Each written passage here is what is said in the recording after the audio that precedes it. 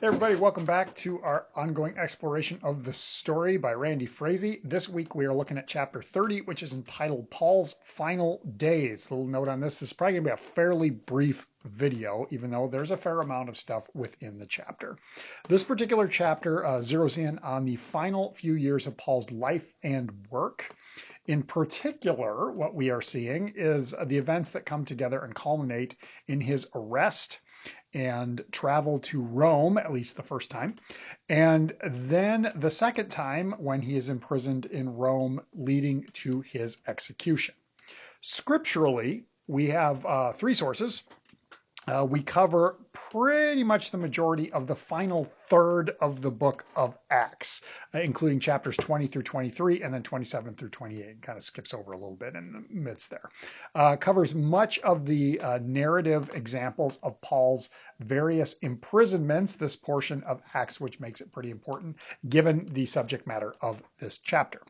Likewise, we also have two of the epistles or letters attributed to Paul, and that includes Ephesians and 2 Timothy. Now, a quick kickback to last time around. I talked about this a little bit more in depth. Want to get a reminder.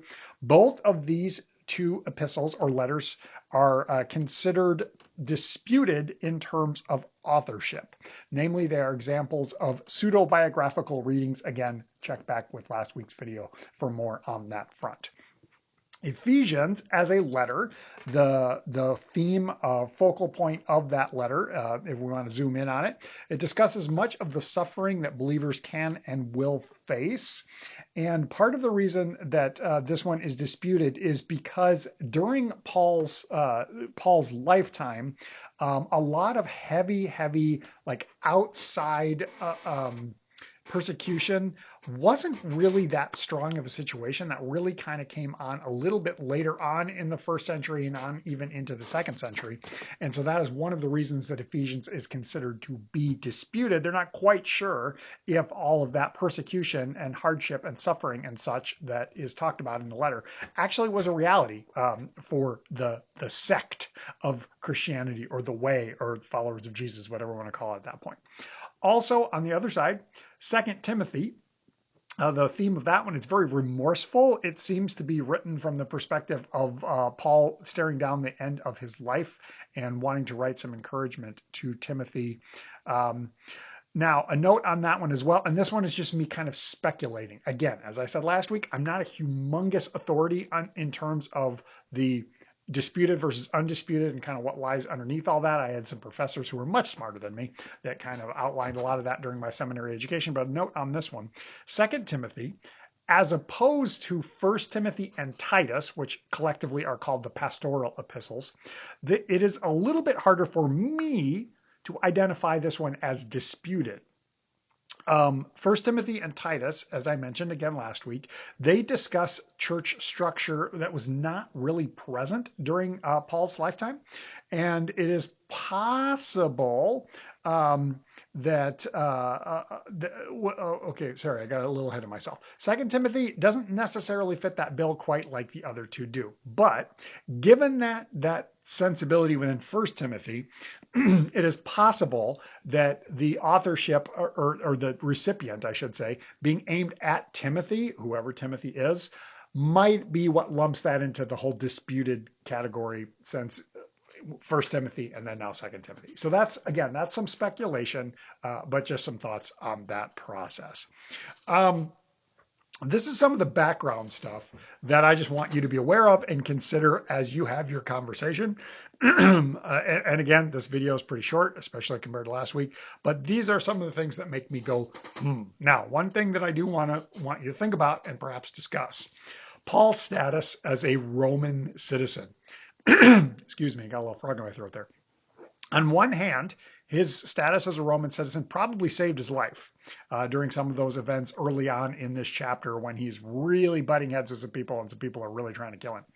But it also results in his in some hardships and some times with that.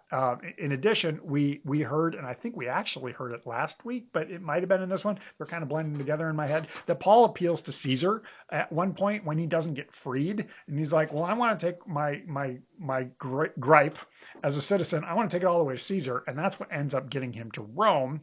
But as we hear, there's a lot of hardship before he gets to Rome. But then at the same time, once he gets to Rome, then the first time around, he's able to, even though he's still in prison, he's under house arrest and fairly comfortable. Like he can't leave, but people can come and go, and it actually results in him teaching a lot and spreading the gospel a lot there in Rome. However, it kind of makes me go in my head, because if he wasn't a Roman citizen and he avoided the various attempts on his life, would he have avoided this whole time of imprisonment, this long period of imprisonment that takes him to Rome? And I don't know. That's not a question I think we can answer. But had he not appealed to Caesar, well, he wouldn't have gone there.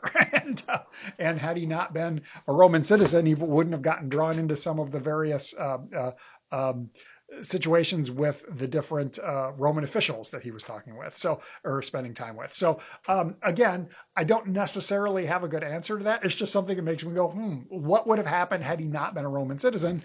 But he was a Roman citizen, so it happened. So I don't know. Maybe just speculation. As I wrap things up, I want to take a little bit of a look ahead. Next week, we will wrap up the story with the final chapter that zeroes in on the book of Revelation. I forget even what it's called, but it's basically the book of Revelation. And then the group is going on break for the summer as we move into that season. Some possibility for next fall, a deeper dive into the book of Acts. Now, yes, we've had portions of the book of Acts over the course of 3 chapters within the story, and that's been great. But there is a lot that is really kind of getting glossed over simply because of time or availability within the story itself. So a deeper dive might be applicable. I've kind of talked with the group just a little bit that meets, and that is a possibility for a focal point for next year or the next school year, which I think would be similar in scope to what we have done this time around, going kind of a chapter at a time, and I'd offer some insights this way. So that is a possibility. Likewise, as I mentioned, the limitations that we've had with the book of Acts, next week with the book of Revelation in the story, same deal. There is a lot in the book of Revelation, and there is a lot of difficult things to unpack, a lot of difficult interpretations to make. There's a lot of pretty wild stuff in the book of Revelation that really should be explored more than just like one single time period. So that might be another possibility of something that we could explore in the future. But that's everything I have. And as it turned out, the video got kind of normal length. But anyway, hope you have a great discussion. We'll catch you next week.